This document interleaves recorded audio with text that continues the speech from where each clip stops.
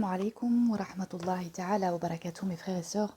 Nous poursuivons avec les fondements du droit musulman, Ilm Usul al-Fiqh de Abd al-Wahhab Khalaf, rahimahullah. Donc, nous avons vu dans ce chapitre 2, Al-Hukm, la prescription divine, 1. Définition, 2. Catégorie, 3. Les subdivisions de chaque catégorie. Donc, nous avons vu la première qui concernait l'obligation, Al-Wajib, et maintenant nous allons voir l'acte recommandé, Al-Mandoub. C'est l'acte que le législateur recommande ou ordonne sans que ce soit d'une manière catégorique. On estime que tel acte est recommandé et non obligatoire à partir de la manière dont l'ordre a été énoncé.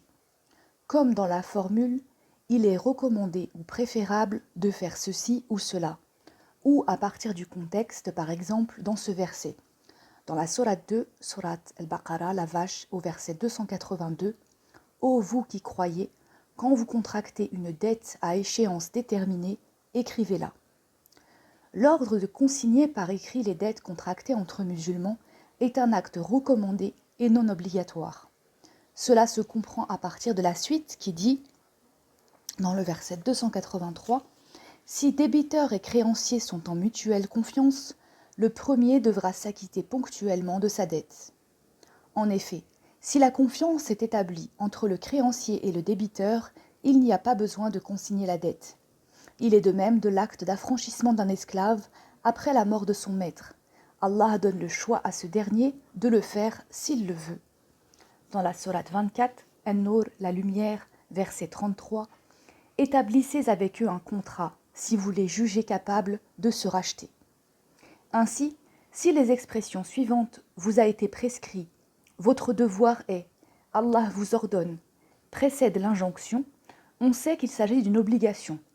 Si la formulation comprend des expressions telles que vous a été recommandé, voilà une bonne tradition à suivre, etc., ou si le contexte l'indique, on comprend qu'il s'agit d'une recommandation.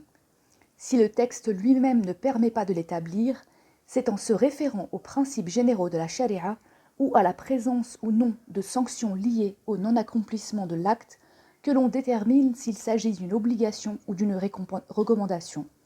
La personne qui néglige un acte obligatoire encourt une sanction, tandis que celle qui néglige un acte recommandé ne subit que des reproches plus ou moins sévères. On distingue 3 catégories d'actes recommandés. L'acte fortement recommandé. Le négligé n'entraîne pas de punition, mais rend passible de reproches très sévères. Cela comprend entre autres l'appel à la prière collective à la mosquée pour les hommes. Ce sont aussi les gestes habituels du prophète sallallahu alayhi wa sallam, dont il ne s'est abstenu qu'une fois ou deux, afin d'indiquer qu'il n'était pas obligatoire, se gargariser en faisant les ablutions, lire une sourate ou un verset après Al-Fatiha au cours de la prière. On appelle les actions de cette catégorie sunna mu'akkada, c'est-à-dire fortement recommandées. L'acte recommandé simple, l'accomplir apporte une récompense, mais le négliger ne donne pas lieu à des reproches. Cette catégorie regroupe toutes les habitudes non systématiques du prophète sallallahu alayhi wa sallam et tous les actes de piété volontaires comme donner l'aumône, jeûner le lundi et le jeudi et accomplir des prières supplémentaires. Bref, tout ce qui est qualifié de nafila, c'est-à-dire acte surérogatoire. L'acte recommandé complémentaire, cela comprend tous les actes accomplis par les croyants pour imiter le prophète sallallahu alayhi wa sallam dans sa vie quotidienne, dans ses habitudes vestimentaires et alimentaires, dans sa démarche, etc. Une personne peut imiter le prophète sallallahu alayhi wa sallam par amour pour lui. Un tel comportement est louable, mais pas nécessaire. Cela fait partie de la bonne conduite et des bonnes manières qui améliorent le comportement du croyant et l'embellissent. Il n'y a toutefois aucun mal à ne pas imiter le prophète sallallahu alayhi wa sallam dans des actions qui n'avaient pas de portée législative. Dans la prochaine vidéo, Inch'Allah, nous verrons l'illicite, al-muharram.